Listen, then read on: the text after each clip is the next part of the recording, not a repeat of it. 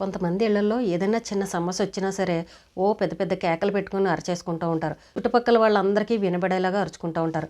వాళ్ళందరూ ఏం జరిగిందా ఏంటని చెప్పేసి ఇంట్రెస్ట్గా తొంగి చూసి మన ఇంట్లో విషయాలు ఏంటని తెలుసుకుంటూ ఉంటారు.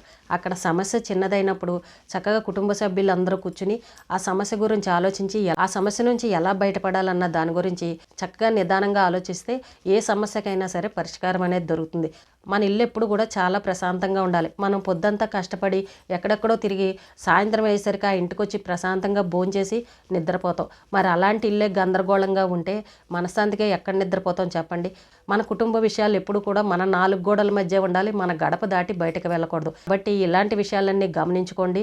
ఇంట్లో ఊరికే కేకలు పెట్టుకోవడం, అరుచుకోవడం, పిల్లల మీద అరవడం, భార్యలు వచ్చి భర్తల మీద అరవడం, భర్తలు వచ్చి భార్యలను తిట్టడం, ఇలాంటివి దయచేసి ఎవరు కూడా చేయకండి.